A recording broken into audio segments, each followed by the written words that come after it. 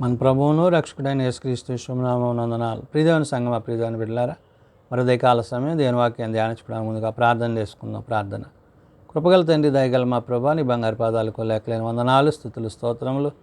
గతించిన రాత్రంతని రెక్కల చాటును కాచి కాపాడి సంరక్షించిందేవా, మరొదయకాల సమయం సజ్జలు ఎక్కడి చేరి ప్రార్థించుండగా వాక్యమైన దేవుడు వాక్యం ద్వారా నాతో మాతో మాట్లాడి మీరే మహిమ ఘనత ప్రభావాలు పొందమని యేసునామమున నడుచున్నాం తండ్రి, ఆమెన్. ప్రియదేవుని సంగమా, ప్రియదేవుని బిడ్డలారా, నిడుదనకు ఏర్పాటు చేయండి. దేవుని వాక్య భాగం అపోస్తలుడైన పౌలు ఎఫెసీయులకు రాసిన పత్రిక 2వ అధ్యాయము 1 నుంచి 5 వచనాలు ధ్యానం చేసుకుందాము. అపోస్తలుడైన పౌలు ఎఫెసీయులకు రాసిన పత్రిక 2వ అధ్యాయము 1 నుంచి 5 వచనములు ఈ విధంగా రాయబడినవి. మీ అపరాధముల చేతను పాపముల చేతను మీరు చచ్చిన వారై ఉండగా ఆయన మిమ్మును క్రీస్తుతో కూడా బ్రతికించెను. పౌలు ఎఫెసీ సంఘానికి పత్రిక రాస్తూ మనము మన అపరాధముల చేత పాపముల చేత చనిపోయిన వారమనే మాటను మాట్లాడుతున్నాడు. అంటే దేవుని యొక్క ఉద్దేశాన్ని, దేవుని యొక్క ఆలోచనను, దేవుని యొక్క చిత్తాన్ని, ఆయన ఆజ్ఞని అనుసరించక ఆజ్ఞాతిక్రమం చేసి పాపం చేసి దేవుని యొక్క ఉగ్రతకు లోనవుతున్న పరిస్థితి. కాబట్టి దేవుని యొక్క కృపచేత రక్షింపబడిన మనము ఆ రక్షణ కార్యాలను, ఆ రక్షణ స్థితిని కాపాడుకోవలసిన వారమై ఉన్నాము. అంటే ఎఫెస్సులో ఉండే సంఘము, అందులో ఉండే పరిశుద్ధులు, విశ్వాసులు ఎవరైతే ప్రభు యొక్క ప్రేమలో నిలిచి ఉన్నారో వారందరినీ ఉద్దేశించి పౌలు పత్రిక రాస్తూ నేడు సార్వత్రిక సంఘానికి తెలియజేసే మాట ఏంటంటే, మీ అపరాధముల చేతను పాపముల చేతను మీరు చచ్చిన వారై ఉండగా అంటున్నాడు. అంటే ఎవరైతే దేవుని యొక్క ఉద్దేశాన్ని, చిత్తాన్ని కాకుండా తమ ఇష్టానుసారంగా, లోకానుసారంగా జీవిస్తూ ప్రవర్తిస్తున్నారో ఆ పరిస్థితిని పౌలు గుర్తు చేస్తూ ఆయన మిమ్మును క్రీస్తుతో కూడా బ్రతికించును అంటున్నాడు. ఎవరు? తండ్రి అయిన దేవుడు మనము మరణము నుండి జీవములోనికి రావడానికి మన కొరకు మరణించి తిరిగి లేచిన క్రీస్తుని బట్టి, క్రీస్తు ప్రేమను బట్టి, ఆయన చూపించిన కనికర కృపలను బట్టి ఆయన ద్వారా రక్షణ కార్యాన్ని పొందుకున్నాము అనే మాటని పౌలు గుర్తు చేశాడు.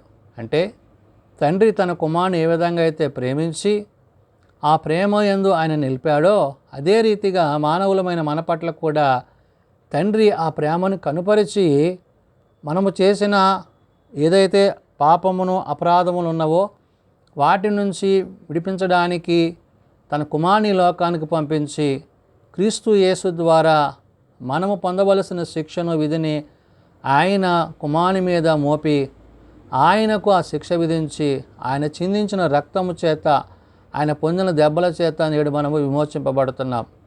కాబట్టి ఈ విమోచన క్రయధనాన్ని తండ్రి అయిన దేవుడు తన కుమారుని ద్వారా జరిగించారనే విషయాన్ని పౌలు ఇక్కడ ఎఫెసీ సంఘానికి చెప్తూ కృపచేత రక్షింపబడి ఉన్నారు అంటున్నాడు. అంటే క్రీస్తు యొక్క కృపచేత. ఆ కృప ఎలాంటిది అంటున్నాడు? మీరు వాటిని చేయుచు వాయుమండల సంబంధమైన అధిపతిని, అనగా అవిధేయులైన వారిని ఇప్పుడు ప్రేరేపించు శక్తికి అధిపతిని అనుసరించి ఈ ప్రపంచ ధర్మము చొప్పున మునుపు నడుచుకొంటిరి. అంటే ఎందువల్ల ఈ పరిస్థితి ఏర్పడిందంటే వాయుమండల సంబంధి అయిన అపవాది సాతాను యొక్క బంధకాల్లో, లోకాధికారి యొక్క బంధకాలలో మీరు పడి మీరేమవుతున్నారంటే దేవుని ప్రేమను, దేవుని యొక్క చిత్తాన్ని, ఆయన ఆజ్ఞలను విడిచిన వారే ఉన్నారు. కాబట్టి మీరు వాటిని చేయుచు వాయుమండల సంబంధమైన అధిపతిని, వాటినంటే అపరాధములను, పాపాలను చేస్తూ, అంతేకాక వాయుమండల సంబంధమైన అధిపతిని, అనగా అవిధేయులైన వారిని ఇప్పుడు ప్రేరేపించు అన్నాడు. అవిధేయులంటే దేవునికి దూరస్తులైన వారిని ప్రేమిస్తూ వారితో సహవాసం కలిగి వారితో జీవిస్తూ ఏమంటున్నాడు?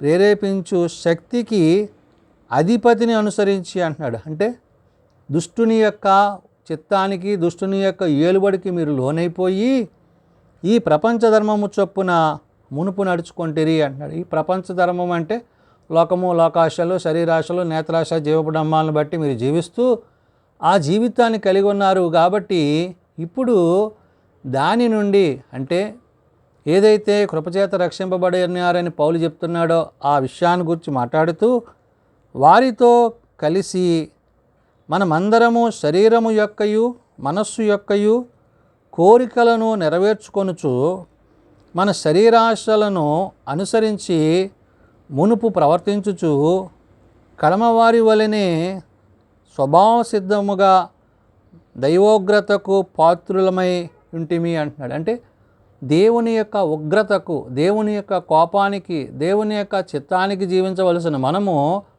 మనం ఏం చేశామంటే మన పనులు, మన కార్యాలు, మన తలంపులు దేవునికి మన మీద కోపం పుట్టించేవిలుగా ఉన్నాయి.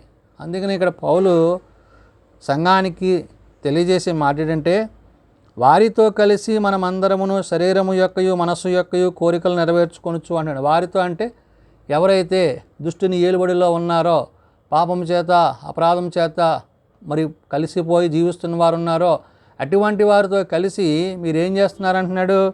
వారితో కలిసి మనమందరమును శరీరము యొక్కయు మనస్సు యొక్కయు కోరికలు నెరవేర్చుకొనొచ్చు అంట. శరీరము యొక్క మనస్సు యొక్క అంటే శరీరం ఏం చెప్తుందో దాన్ని ఏం చేస్తుంది మనసు కొనసాగిస్తున్న పరిస్థితి ఏదైతే ఉందో దాన్ని పౌలు గుర్తు చేస్తూ మన శరీరాశలను అనుసరించి మునుపు ప్రవర్తించుచు అంటున్నాడు. అంటే ఈ శరీరానుసారంగా నడుచుకుంటూ ఈ ప్రవర్తన విధానము, మార్పులేని ప్రవర్తన విధానం ఏదైతే ఉందో దాన్ని పౌలు ఇక్కడ గుర్తు చేసి కడమవారి వలె స్వభావ సిద్ధముగా దైవోగ్రతకు పాత్రులై ఉంటిమి అంటున్నాడు. కడమవారి వారి అంటే దేవుణ్ణి వ్యతిరేకించి, దేవుని తిరస్కరించి వాక్యానుసారంగా నడుచుకొనక బ్రతికిన స్థితి ఏవైతే కలిగి ఉన్నారో వాళ్ళ వల్లే మీరు ఉంటున్నారు. ఆ విధంగా కాకుండా దేవుని యొక్క ప్రేమకు, దేవుని యొక్క చిత్తానికి, దేవుని యొక్క ఉద్దేశానికి, దేవుని యొక్క ఆలోచనలకు తగిన వారై ఉండాలి అనే మాటని పౌలు ఇక్కడ మాట్లాడుతున్నాడు. అందును బట్టి ఇక్కడ చెప్తేది ఏంటంటే అయినను దేవుడు కరుణా సంపన్నుడై ఉండి అన్నాడు. అంటే ఆయన కరుణ గలవాడు కాబట్టి, ఆయన సంపన్నుడై అంటే ఆయన తన సమస్త మహిమను, తన సమస్తమైన ఉన్నతమైన స్థితిని మీకు ఇవ్వడానికి ఆయన ఇష్టపడుతున్నాడు కాబట్టి మనము మన అపరాధముల చేత చచ్చిన వారమై ఉండినప్పుడు సైతము మన ఎడల చూపిన తన మహాప్రేమ చేత మనలను క్రీస్తుతో కూడా బ్రతికించెను. కృపచేత మీరు రక్షింపబడి ఉన్నారు అంటున్నాడు. అంటే ఇలాంటి స్థితిలో ఉన్న మనలను పాపముతో, అపవాదితో, మరి శరీర సంబంధమైన కార్యాలు చేసే మనలను క్రీస్తు ప్రభుతో మనల్ని ఏం చేశాడు, ఆయన సంధి చేసి ఆయన కుమారుని ద్వారా వచ్చిన ఆ యొక్క రక్షణ కార్యాన్ని మనకు ఆయన అందించాడు. కాబట్టి మనము నేడు ఈ రక్షణను ఉచితంగా పొందుకున్నాం. కృపచేత, కృపానుసారంగా దేవుని కృప ద్వారా పొందుకునే యొక్క రక్షణ విషయంలో మనము జాగ్రత్త కలిగి ఉండాలి. అంటే రక్షింపబడ్డ నీవు నేను ఆ రక్షణ కార్యాన్ని కొనసాగించాలి ప్రభువు రాకడ వరకు.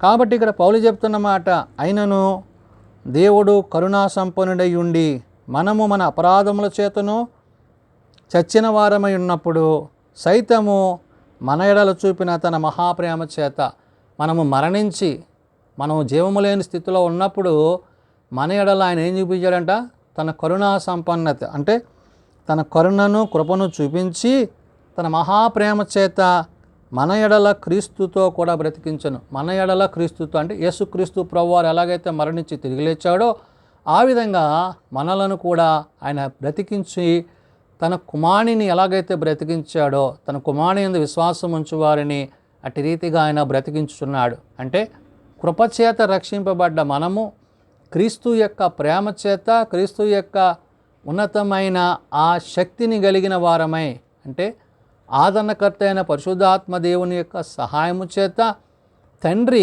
తన కుమారుని పట్ల చూపించిన ప్రేమను కలిగిన వారమై కృపచేత రక్షింపబడి ఉన్నామనే విషయాన్ని పౌలు ఇక్కడ గుర్తు చేస్తూ చివరిగా అంటాడు, కృపచేత మీరు రక్షింపబడి ఉన్నారు అంటున్నాడు. అంటే కృపచేత అంటే దేవుడు తన ఉచితమైన కృపచేత మనల్ని రక్షించి బ్రతికించి తన కుమారుని ద్వారా మనల్ని జీవింపజేయచ్చు.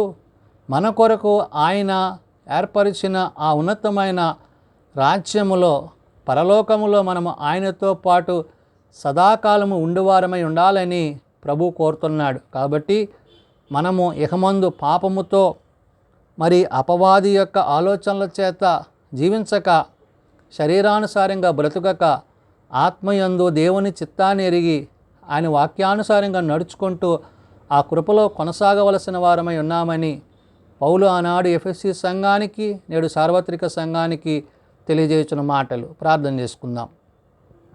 ప్రేమ నమ్మకం కలిగిన మా తండ్రి, కృప కలిగిన దేవ, నిజమైన ఆయన నీ కృపచేత మమ్మల్ని కాపాడి సంరక్షించి మీ కృపయందు మమ్మల్ని స్థిరపరిచి ఆ కృపలో కొనసాగే స్థితినిచ్చారు.